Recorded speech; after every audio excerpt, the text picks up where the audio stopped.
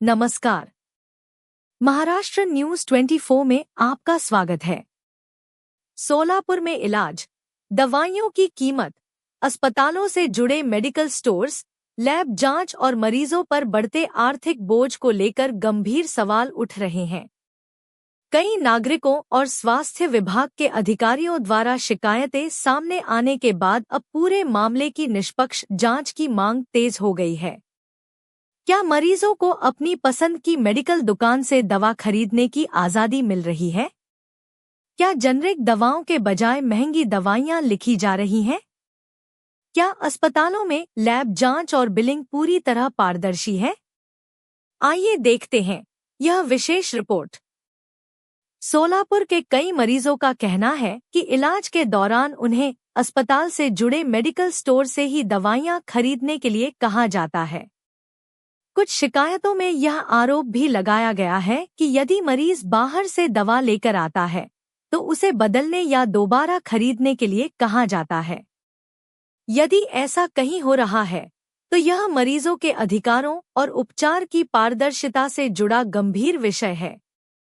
शिकायतकर्ताओं का यह भी कहना है कि कुछ मामलों में बाजार में उपलब्ध सस्ती या जेनरिक दवाओं की तुलना में अस्पताल के मेडिकल स्टोर से दवा अधिक कीमत पर बेची जाती है। हालांकि इन दावों की आधिकारिक पुष्टि अभी नहीं हुई है। सिर्फ दवाइयां ही नहीं, बल्कि लैब जांच को लेकर भी सवाल उठाए जा रहे हैं। कुछ मरीजों का कहना है कि अस्पताल के बाहर से कराई गई जांच रिपोर्ट स्वीकार नहीं की जाती और अस्पताल की अपनी लैब में दोबारा जांच कराने के लिए कहा जाता है। यदि ऐसा होता है तो मरीजों पर अतिरिक्त आर्थिक बोझ पड़ सकता है। शिकायतों में डॉक्टरों और मेडिकल स्टोर्स के बीच कथित कमीशन व्यवस्था का भी उल्लेख किया गया है। इन आरोपों की भी स्वतंत्र पुष्टि नहीं हुई है, लेकिन नागरिकों की मांग है कि सक्षम एजेंसियां इसकी निष्पक्ष जांच करें। दूसरी ओर, कुछ मेडिकल स्टोर्स द्वारा दवाइयों पर 30 से 40% तक की छूट देने के दावे भी सामने आए हैं। इससे यह सवाल भी उठता है कि यदि इतनी छूट संभव है तो क्या अन्य जगहों पर मरीज अधिक कीमत चुका रहे हैं? इस विषय पर भी विशेषज्ञों और नियामक संस्थाओं द्वारा जांच आवश्यक है। सोलापुर के नामांकित हॉस्पिटल में आप दवाई लेंगे तो आपको 5,000 में मिलेंगे।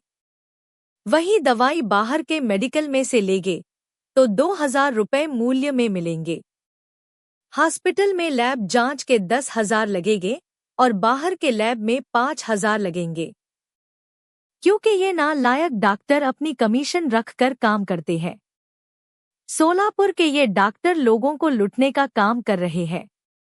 ये नालायक डॉक्टर गरीब लोगों का खून चूसकर करोड़ों की संपत्ति जमा कर रहे हैं। ये नालायक डॉक्टरों को दवाई गोलियों में, लैब में कमीशन चाहिए।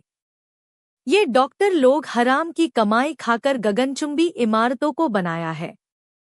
इन नामांकित डॉक्टरों की और नालायक मेडिकल वालों का ऑडिट रिपोर्ट जांच करके इनकी संपत्ति की जांच करके इनके ऊपर ईडी की चौकसी लगाने की मांग हो रही है।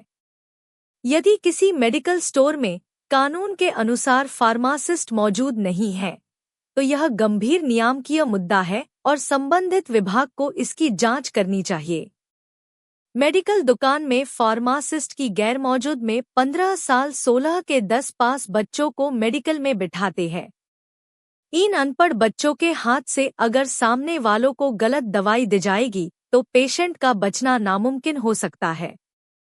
अब निगाहें महाराष्ट्र खाद्य एवं औषधि प्रशासन और संबंधित स्वास्थ्य अधिकारियों पर हैं। नागरिकों की मांग है कि अस्पतालों, मेडिकल स्टोर्स, लैब सेवाओं और बिलिंग व्यवस्था की निष्पक्ष जांच कराई जाए।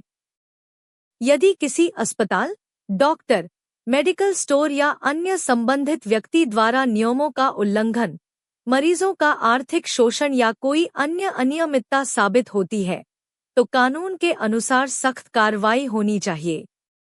वहीं यदि आरोप गलत साबित होते हैं तो यह भी सार्वजनिक रूप से स्पष्ट किया जाना चाहिए। मरीज का अधिकार है कि उसे पारदर्शी इलाज, उचित कीमत पर दवा और गुणवत्तापूर्ण स्वास्थ्य सेवा मिले।